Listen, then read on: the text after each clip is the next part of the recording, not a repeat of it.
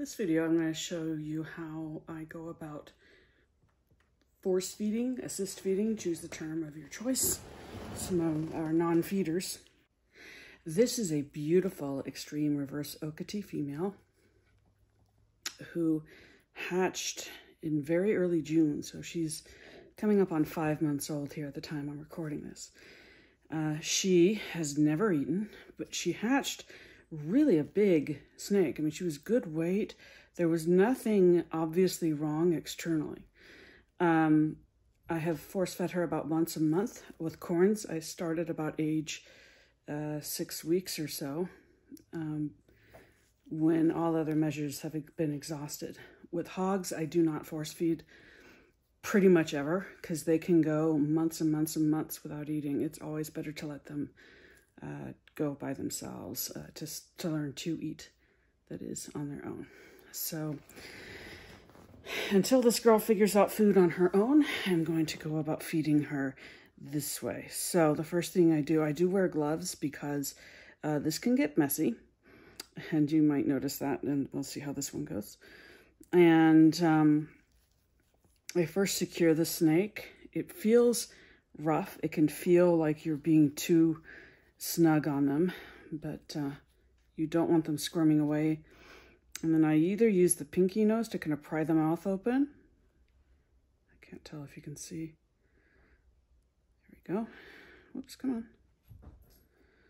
Sometimes I use tongs or like a business card to get the mouth open, but with corns, there we go. Okay, we get it in our mouth. And I kind of pinch it like this. Now, some people can use just their hands. I find my gloves, you may have just heard, they get caught on her teeth. So I then use my tongs. It can be flat tongs. It can be ones like this. And I just kind of gently press. Oh, she's drooling. That makes it easier. I use the tongs because I can tell if it's coming out the wrong side or not. Sorry, my cat's about to be a cat and push something over. I wish you guys could see better. There's her mouth. She is going to fight me. She's older. I mean, she's gone longer, so she's weaker than some new hatchlings. And I'll show another one in a moment, how that one looks. And I just do it a little bit at a time. Don't force it too much. There we go. It's sliding. Because eventually you'll see, like with her, it just kind of slides in. Now, once it is in their mouth, some will choose to swallow on their own, and some will spit right out. So I'm kind of pinching her mouth shut. She usually just swallows. Now see, she's thinking about it right now. And let's see what she does. She's been really good when you get her to this point. But just in case, oh, yep, she's already swallowing. You can see kind of her doing those motions. But just in case, I'll show you what I do if they don't start swallowing. You just kind of, it's kind of like the whole ball in a sock thing. I just kind of press here. There, she's doing the writhing in the correct direction to make it go down into her tummy. So, tummy, you can tell I'm a mom. And I'm like, her tummy, she's going to put the mousey in her tummy. So I'm going to go ahead and put her back because I trust she is not going to spit that up. Some babies, and there's one I'm about to force feed for the first time, may not do that. So let's put her back to digest. Peach mask female who has never eaten voluntarily. Actually, I've never even force fed her either. Right now I'm just running to see if I feel any obvious like kinks or any kind of reason for why she would not eat. All of her siblings will eat, though a lot of them want live. She is a peach mask. I think she's an August baby. That would put her just shy of 3 months. This is longer than I would usually go and before force feeding a corn snake. But because her siblings were a little slow to get started, and because they eventually all did eat one way or the other, a lot of them ate live, I was just kind of hoping eventually she'd do that, but she didn't. So this is going to be the first time that I force feed her. Now I'm going to try tease feeding her first. That's always preferable. It's less traumatizing on the snake.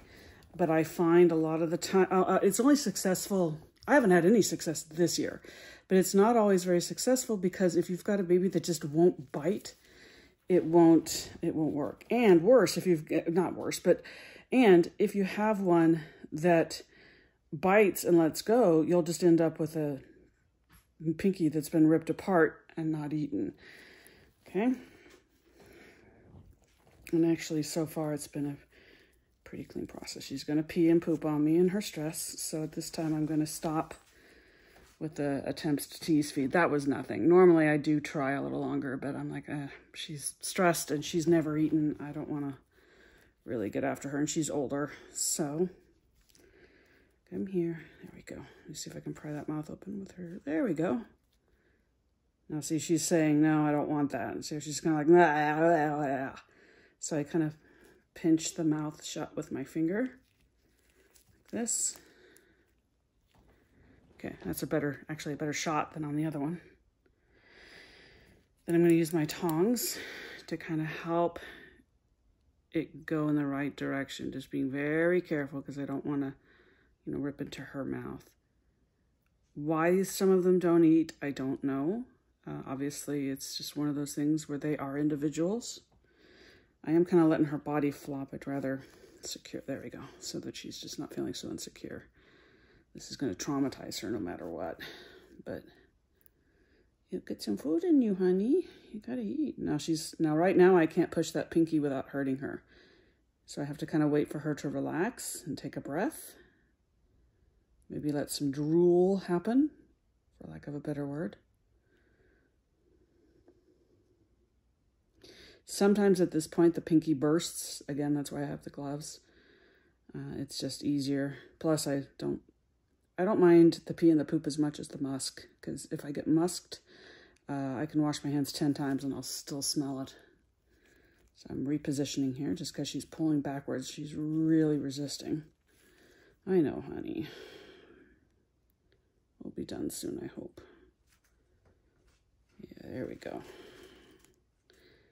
It can be done without tongs, like I've said, and I've seen a video. Actually, the video I learned how to do this on, they did not use tongs. I just prefer the precision to my clumsy fingers. There we go. Now she's either drooling or relaxing, so I can push that down. Now, because that's the first time I've ever done this with her, I'm not going to see if she's going to swallow on her own. I'm going to push this down a little further. And it's just, you'll find it's actually pretty easy to do. Just some really light pressure with my thumb here against the mouse. There we go. Until I feel her, there we go. She swallows and pushes it down on her. She's going to swallow this on her own. See how she's kind of making these S. Now, if she wants to push it up, if they're going to regurge, actually that's kind of the right direction. There we go. Good job, sweetie. They'll do the S shape from the opposite side. See how she's doing the S shape from her head down? That's pushing it down. If the S shape was coming from her back end and going up, that's a sign that she's going to spit it right back up. But this one did swallow. All right. Now, please eat on your own. And the 3 times that this beautiful little blizzard boy, a Cleo great-grandson at that, has eaten the 3 times, each time a live baby lizard, which little hard to come by. This time of year in California, Southern California, we do get a lot of the hatchling fence lizards. But one, they're tiny. They're not even they're like half a pinkie as far as nutrition for him. And second of all, obviously, they're a limited supply. Plus, I don't want to be pulling things out of the wild. So I've tried lizard scented with him, and no. I've tried even a frozen thawed lizard, and no. He only wants them live. And he's a timid thing, which makes things a little challenging because he won't strike. He won't let... If I put him in a separate enclosure or like a little tub or deli cup to eat, he's just worried about getting out. He's just a timid thing, so... This Nanook, those of you who've seen the stories about him and his recovery from whatever happened to that lung, this is one of his grandsons. So, all right. Now, this guy I have force-fed a couple times. I'm just going to do this to get a little more nutrition in him. I'm going to try and see if I'll get him to tease feed. You kind of have to piss him off. He's not a biter. Whoop, whoop, whoop, whoop, whoop. Hey. He's not a biter, she said as he bit. Now, when they do this, one of 2 things will happen. They will pause and then decide, okay, this is what he's doing. Am I going to swallow this? And sometimes I'll do this, I'll wiggle it a little bit to encourage them to continue swallowing. or am I going to spit it out? This is promising. Promising. So I'm going to do this. Nope, he's going to spit it out. He's going to spit it out. Jerk. All right. Now I'm going to go one more time. I don't want to keep doing this because he'll rip the pinky apart, which is a waste and a mess, and then he gets stressed. So we're going to try one more time. Come on, little man.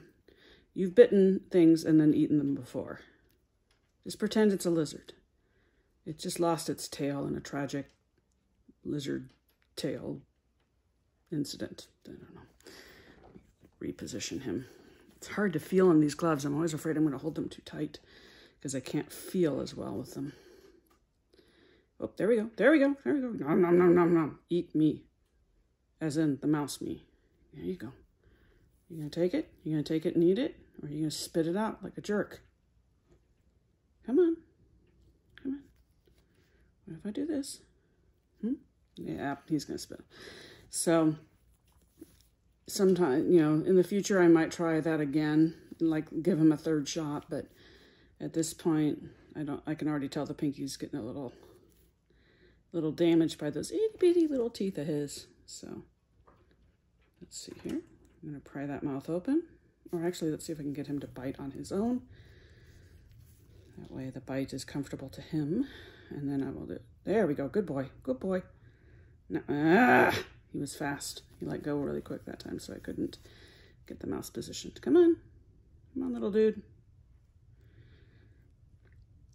And again, while I'm doing this, I do not force feed Western hognose. They do not handle the stress well at all. I know a breeder, a reputable one, you know, somebody who's not just throwing snakes together. He lost a couple, 2 really nice female snows or snow condas, something like that, the day after he force fed them. It's just really stressful on those little bodies. And since they can tolerate it much better, the not eating that is, I just would rather they just figure it out on their own. And you'll see here, all of these non-feeders I have anyway, they're all corns. I don't have anything, not even my tricolors. You know, everything else learned to eat on its own. So though they're supposed to be easy, I find my corns that are non-feeders are much bigger pains in the butts than any other species I have when they don't eat. Ah, he's going to get away from me. Little dude. This pinky is getting very gross. I do have others here, but they're supposed to go for other snakes. Come on. Come on. I see the little mouth wanting to open. Well, maybe it's not wanting to open, but...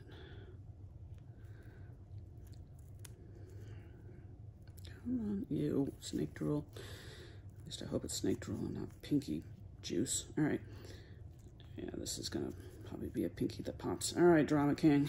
Let's get you situated again. So I got the pinky head in his mouth, and I'm going to try and push. I'm hoping the extra... Oh, gosh, he is fighting me. The extra drool on this pinky will help it go down quicker. It'll slide in. There we go. Real easy. I just put very light pressure, and I can tell it's not being resisted. Oh, there we go. Really easy now. Okay. Okay. And because he's being a butthead, I am going to push that pinky down a little bit. It's sliding right down. It's kind of weird because in a translucent snake like this, you can see that pinky. Look at that. Look at that go down. Oh, weird. I can see his liver. That dark shadow right there is his liver. I'm going to push that down past your liver. This is kind of cool. Yeah, I see he's doing the S shape, so he's going to swallow that. Come on. Keep the mouse going. The other little dark dot you see right here where my finger is, that's the gallbladder. Come on. Keep swallowing that little thing. Good boy. So there you go. Good luck with your feedings, everybody out there. Hope you have to do this only once with whatever creature you got to do it with. You guys take care and have a good night.